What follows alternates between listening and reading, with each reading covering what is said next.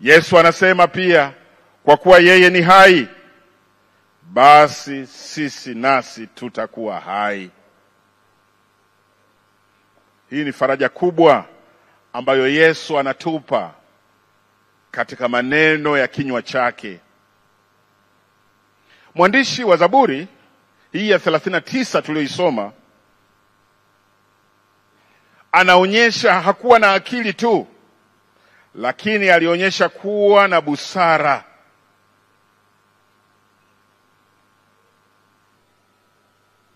Tena alikuwa na hekima. Huyu alijihoji, na sisi tunahitaji kujihoji juu ya mwisho wetu baada ya maisha haya. Tutakwenda wapi?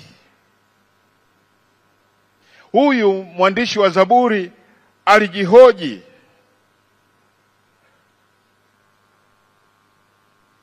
Na akajiuliza, na utadhani anaongea na Mungu. Anasema, Bwana, unijulishe mwisho wangu.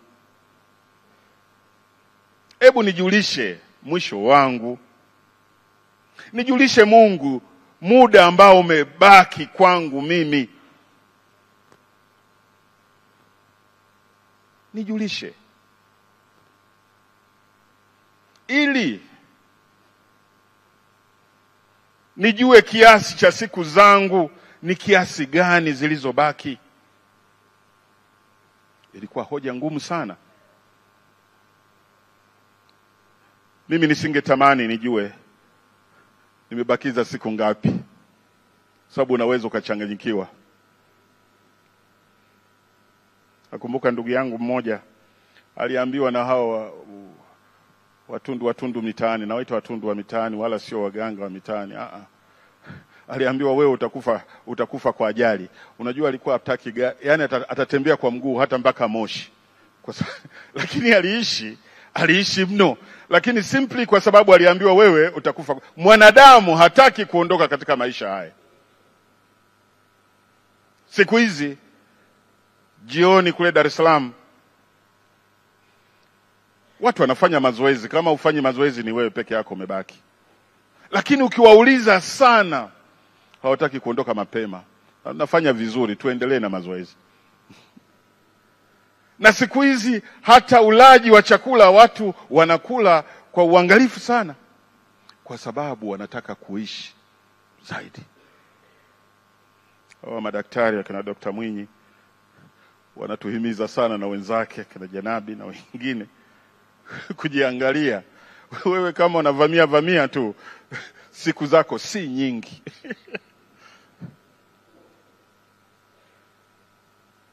Lakini neno la Mungu, na hasa katika Injili ya Yohana, hazungumzii sana swala la uhai. Anazungumzia swala la uzima wa milele. Kwamba maisha haya tunaweza tukaondoka, haijalishi umeishi siku ngapi, lakini umefanya nini kwa jamii. Haijalishi umekufa kufaje, lakini umekufa kwa namna ipi. Huyu muimba Zaburi alimhoji Mungu, Bwana, unijulishe mwisho wangu ili nijue jinsi nilivyo dhaifu. Yaani kwa njia nyingine anataka kutuambia kwamba wanadamu tukijua siku zetu za kuishi duniani ni za kuhesabika, tutaishi kwa kumpendeza Mungu. Tutakuwa watu wa kumpendeza Mungu na kumsikia Mungu. Tutakuwa watu wa ibada. Tukijua kuwa maisha yetu na siku zetu zinahesabika, tutaishi tukipendana na kutakiana baraka. Tutaishi tukipendana na kutafuta amani na watu wote. Waibrania sura ile ya 13 mstari wa 14 anasema, tafuteni kuwa na amani na watu wote na huo utakatifu ambao hapana mtu atakayemwona Bwana asipokuwa nao. Tukijua kwamba siku zetu ni chache katika ulimwengu huu, tutaishi kwa kupenda amani. Baba huyu aliyelala ni baba ambaye alitafuta sana kuwa na amani na watu wote. Najua miongoni mwa watumishi wa serikali waliokuwa very serious ni huyu baba. Wale waliofanya kazi naye wakikuhadithia, mmoja nilimwambia tumetoka kumsalimia mzee Cleopa Msuya, akisema umekwenda mahali pa kuchota hekima na busara.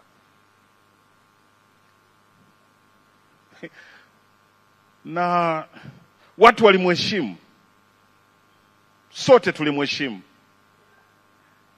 si kwa sababu alikuwa na nguvu sana, lakini kwa sababu ya hekima yake na busara yake. Si kwa sababu alitisha, lakini kwa sababu alitanguliza sana kutafuta amani na watu wote. Na ndugu zangu, katika kutafuta amani na watu wote ni pamoja na haya aliyosema mwimba Zaburi. Yeye aliyesema nitazichunga njia zangu, katika ule mstari wa kwanza, nisije nikakosa kwa ulimi wangu. Hizi ndimi tulizo nazo zinatukosesha sana sana sana. Ndimi tulizo nazo zinatukosesha sana sana.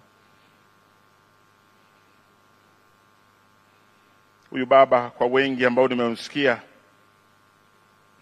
hata akikuonya unakubali kwamba maonyo haya ni sawa sawa. Aliutumia vizuri ulimi wake. Ndugu zangu,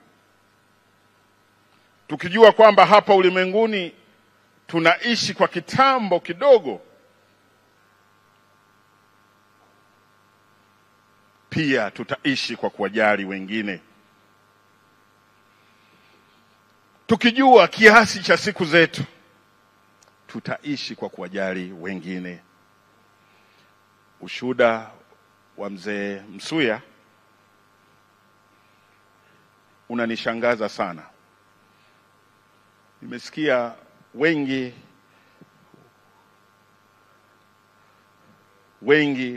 wa ngazi yake wakisifu, lakini nimesikia wengi wa ngazi za chini wakisifu. Hawa wa chini hawa ndio ambao tulio wengi katika viongozi, hapo ndipo tunapofeli.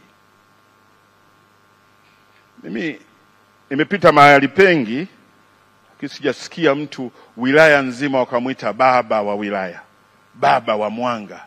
Si kwa sababu nyingine, si kwa sababu ya uzee au kwa sababu ya umri, ni kwa sababu ya alama, kwa sababu ya upendo alioweka kwa watu wa chini. Mungu anatutuma sisi na anatupa nafasi hizi tulizo nazo ili tuwaangalie hao watu wa chini. Alikuwa sababu kubwa ya kuwafanya wengi watabasamu. Ninakumbuka moja ya kitu cha mwisho kabisa tulipofika kumsalimia hapa na baba askofu wa Dayosisi ya Pare,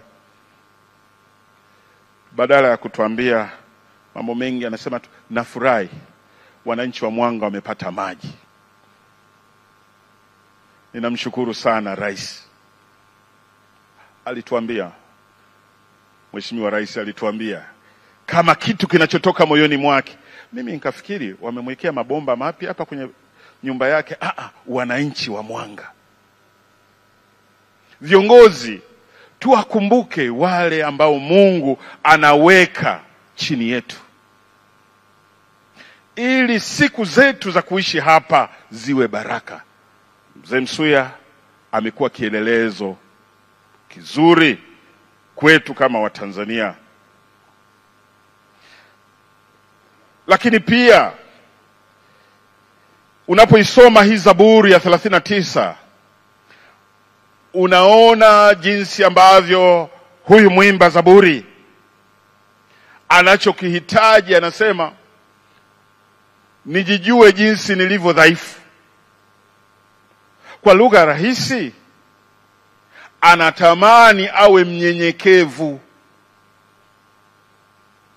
Sasa hivi wanyenyekevu ni hadimu sana.